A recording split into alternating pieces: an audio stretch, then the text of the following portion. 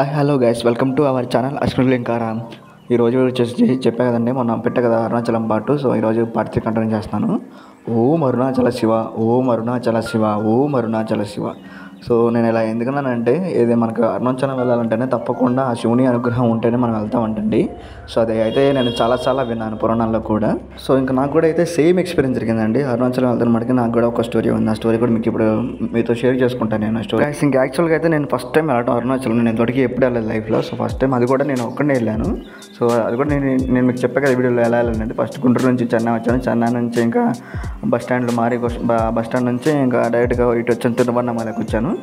So ఇంకా అక్కడ దిగంగానే అయితే గైస్ ఫస్ట్ టైం అయితే నాకు అరుణాచలం ఫస్ట్ ఇంకా బస్సు దిగి వెళ్ళగానే నాకు చుట్టూ అసలు ఒక్కసారి అంతా బ్లాంక్ అయిపోయింది. నాకేం అర్థం కాలేదు. అంటే ఎటు వెళ్ళాలి, ఏం చేయాలి, ఎటు తిరగాలి అనే ఒక సందేహంలో పడిపోయాను. నాకు చూస్తేనేమో ఏదో అప్పటికి చుట్టూ ఎవరు జనాలు కూడా లేరు. సో అలాగ చుట్టూ ఎవరు లేకపోయేసరికి నాకు ఒక్కసారి అనిపించింది ఇదేంటి ఎవరు లేరు, నేను ఎలా వెళ్ళాలి, ఎటువైపు వెళ్ళాలి అని అనుకున్నాను. సో అప్పుడే వెంటనే నేను శివుడిని మనసులో స్మరించుకొని, స్వామి నేను ఇప్పుడే ఫస్ట్ టైం రావడం, నాకు ఇక్కడ ఎవరు తెలియదు, నేను ఎవరితో రాలేదు, నేను అక్కడనే ఫస్ట్ రావడము. సో నాకు నువ్వే దారి చూపించాలి, నువ్వే నాకు ఏది ఎటు వెళ్ళాలో కూడా నాకు అవి మొత్తం చూపించాలి స్వామి. సో ఇంకా బస్సు దిగాలి అయితే వాడికి నాకైతే అసలు ఒకసారి అనిపించింది ఇదేంటి అంటే చెప్తున్నాను కానీ చుట్టూ ఎవరు లేరు, ఎవరు తిరిగే జనాలు కూడా లేరు. అప్పటికి అంటే ఎర్లీ మార్నింగ్ 4 అయింది. ఇది చాలా చీకటిగా ఉంది, చాలా నిశ్శబ్దంగా ఉందండి. నేను చెప్తున్నాను చాలా నిశ్శబ్దంగా, అంత నిశ్శబ్దంగా అంటే భూమి మీద కాకుండా ఎక్కడో లోకంలో ఉన్నట్టుగా అంత నిశ్శబ్దంగా ఉందండి. సో దిగంగానే నాకు ఒక్కసారిగా ఇంకా అనిపించింది ఇదేంటి ఎవరు లేరు ఇక్కడ, కనీసం నేను ఎటు వెళ్ళాలి, ఎటు తిరగాలి. అక్కడ చూస్తే బోర్డులు చూస్తే మటుకి మొత్తం తమిళ్లోనే ఉన్నాయి, ఒక్కటి కూడా ఇంగ్లీష్లో కానీ హిందీలో కానీ ఉంటుందని చూశాను. ఇంకైతే మా మనసులో అనుకున్నాను, మనసులో ఇంకా శివని తలుచుకుని ఇదేంటి స్వామి నాకు ఇక్కడ, నేను ఇప్పుడు ఫస్ట్ టైం రావడం, నాకు ఇక్కడేం తెలియట్లేదు. ఇంకా నేనైతే స్వామివారిని అయితే వేడుకున్నాను, స్వామి నువ్వే నాకు దారి చూపించి నాకు సహాయం చేయాలని మనసులో అయితే వేడుకున్నాను. ఇంకా నేను ఇంకైతే బస్సు దిగి ఇంకా ముందుకు వెళ్తానే ఉన్నాను, వెళ్తానే ఉన్నాను. ఏదో నాకైతే చుట్టూ అసలు ఒక్కళ్ళు కూడా కనపడలేదు. సో ఇంకా నేను అలాగా ముందుకు వెళ్తా ఉంటే సో ఇంకా సడన్గా ఒకసారిగా అయితే పోలీసు అని కనపడ్డాడు. సో అది కూడా ఒక స్టోరీ జరిగిందండి. అది ఎలాగంటే ఇంకా అలా వెళ్ళే కొద్దిగా నాకైతే చుట్టూ అసలు ఎవరు కనపడలేదండి. నాకు ఇంకా ఒక్కసారిగా అనిపించింది ఇదేంటి ఎవరు కనపడలేదు, నేను వెళ్తుంది కరెక్టా కాదా, మళ్ళీ నేను ఎటన్నా వెళ్ళిపోతానా అనిపించింది ఒక్కసారిగా. సో ఇంకా అలా ముందుకు వెళ్ళే కొద్దికి ఇంకా శివయ్యని అడుగుతాను ఉన్నాను, శివయ్య నేను వెళ్తుంది కరెక్టా కాదా, మళ్ళీ నాకేం తెలియట్లేదు, ఫస్ట్ టైం రావడం ఇక్కడ. అక్కడ బోర్డులు కూడా చూస్తేనేమో బోర్డులు కూడా అన్నీ తమిళ్లోనే ఉన్నాయి. అవి తమిళ్లో ఉంటే నాకేం అర్థం కాలేదండి. సో ఇంగ్లీష్లో ఏమన్నా ఉంటే నేను చూద్దామంటే అది తెలియలేదు. సో ఇంకా శివయ్యని పెట్టుకున్నాను, నాకు అర్థం కావట్లేదు స్వామి, నువ్వే ఏదో ఒక రూపంలో నాకు సాయం చేయి, దారి చూపించు అని పెట్టుకున్నాను. సో గమ్మత్తు ఏంటంటే నేను గుడికి కొంచెం దూరంలో ఉన్నానండి, కొంచెం దూరంలో ఉన్నాను. సో అప్పటికే అనుకుంటున్నాను నేను వస్తుంది కరెక్టా కదా అని వస్తూనే ఉన్నాను. సో సడన్గా ఏంటంటే నాకు ఒకసారిగా అక్కడ కానిస్టేబుల్ కనపడ్డాడు, కానిస్టేబుల్ పోలీస్ ఆయన. ఇది ఒకసారి తిరిగి చూసి తిరిగేలోపు ఒకసారి పోలీస్ ఆయన కనపడ్డాడు. నాకైతే ఆయన చూడగానే ఒక్కసారిగా శివయ్య స్వామి చూసినంత హ్యాపీ అనిపించిందండి. ఎందుకంటే చుట్టూ ఎవరు లేరు కాబట్టి సాక్షాత్తు ఆ పరమేశ్వరుడే ఆ పోలీస్ అయిన రూపంలో నాకు సహాయం చేయడానికి వచ్చి అనిపించిందండి. ఇంగ్లీష్లో అడిగాను, సరే నేను ఇలా ఫస్ట్ టైం వచ్చాను, నాకు టెంపుల్కి వెళ్ళాలి అర్థం కావట్లేదంటే ఆయన చెప్పాడు. సో ఆయన చెప్పిన ప్రకారం వెళ్తే నేను ఎలాగోలా సేఫ్గా టెంపుల్కి రీచ్ అయ్యాను.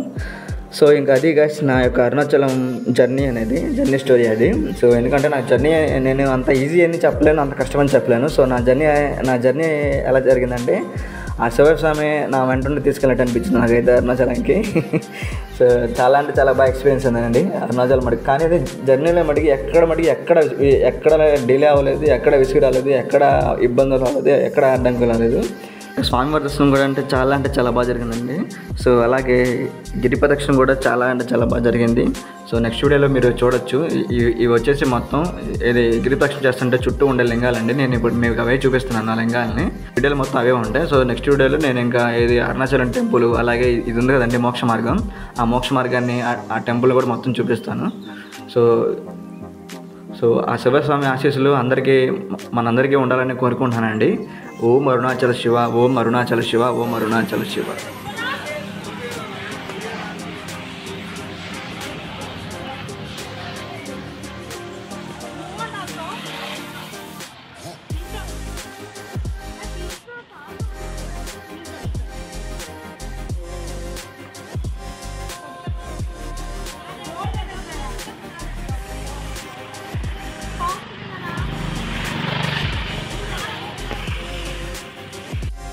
ఇది వచ్చేసి మనకి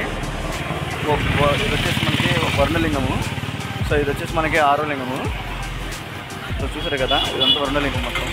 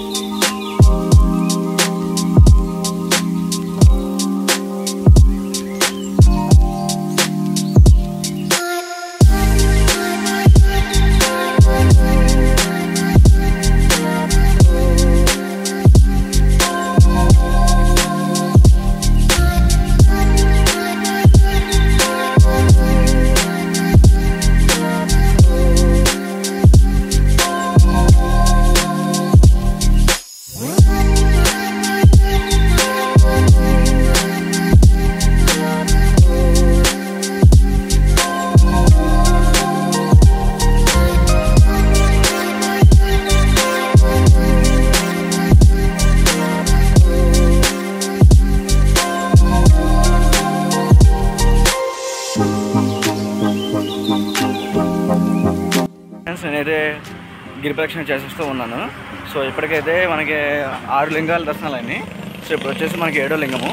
సో ఇక్కడంటే చాలామంది ఇక్కడంటే కార్తీక మాసం చాలా అంటే చాలామంది ఉన్నారండి. ప్రజెంట్ ఇప్పుడైతే మరీ అంత ఏం లేదు, దర్శనం కూడా బాగానే అవుతుంది అనుకుంటున్నాను. సో కాకపోతే 14 కిలోమీటర్స్ కదా, అంటే మట్టి రోడ్డు ఏం కాదండి, మొత్తం తారు రోడ్డే. సో కానీ ఆ దేవుడి మీద మనం భారం వేసి నువ్వే నాకు శక్తిని ఓపెన్ ఇవ్వాలనుకుంటే మాత్రం ఖచ్చితంగా నడుస్తామండి. దాంట్లో ఇబ్బంది లేదు, డౌటే లేదు దాంట్లో. శివయ్య నువ్వే నాకు తోడు, నువ్వే అనే ఆధారం అని ఆయన మీద భారం వేసి గిరి ప్రదక్షిణ చేస్తే మటుకి మనకి ఏ ఇబ్బంది ఉండదండి. ఆ స్వామివారి మనతో పాటు వచ్చి ఆయనే తోడినట్టుగా ఉండి ఆ గిరి ప్రదక్షిణ చేపించి ఆయన దర్శనం కూడా ఆయనే చేపిస్తాడండి. కానీ అది మనం చెప్పలేము, ఎందుకంటే మనకు కనపడదు కదా. ఆయనే ఏదో రూపంలో మనకి శక్తిని, భక్తిని, తోడుని, ధైర్యాన్ని అందిస్తాడు. సో ఓకే ఫ్రెండ్స్, నేను ఇలా గిరి ప్రదక్షిణ చేస్తున్నాను. ఇంకా వచ్చేసి శ్రీ కుబేరలింగానికి వచ్చేసాము. కుబేరలింగం ఇదే లాస్ట్ లింగము. సో ఇక్కడ నుంచి మనకి ముందుకెళ్తే మోక్ష మార్గం ఉంటుంది. ఆ మోక్ష మార్గం గుండా మనం వెళ్ళొచ్చు. సో టెంపుల్ కూడా మీకు ముందు చూపిస్తాను, ముందు ఉంటుంది రైట్, ముందుకెళ్ళాలి. సో ఇవన్నీ ఫ్రెండ్స్, ఇదే వెళ్ళడానికి మనకు కావాల్సిన కుబేరలింగం ఇదే దారి, ఇదే లాస్ట్ లింగం మనకి. ఇక్కడ నుంచి మోక్ష మార్గం వెళ్తే ముందు ఉన్నది. మోక్ష మార్గం నుంచి అక్కడ కూడా మీకు చూపిస్తాను వీడియో ఎలా ఉండదు. సో ఇదైతే కుబేరలింగం, అంటే కుబేరలింగం అంటే కుబేరుడు ప్రదర్శించిన లింగం కాబట్టి దీన్ని కుబేరలింగం అంటారు. సో ఇప్పుడు ఏమైనా లోపల దర్శనంకి అయితే వెళ్తాం మనం.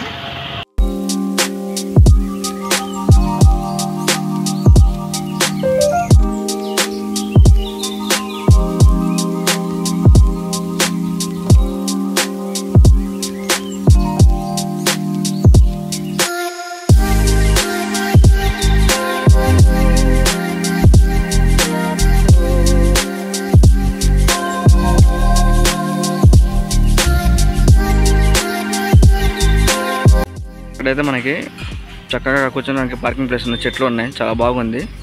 ఈ కుబేరలింగం దగ్గర చాలా అంటే చాలా ప్లెజెంట్గా, కూల్గా ఉంది. వాతావరణం కూడా చెట్లు చేమలన్నీ నీట్గా ఉన్నాయి. సో చూసారు కదా, ఇదంతా వచ్చేసి కుబేరలింగం మనకి.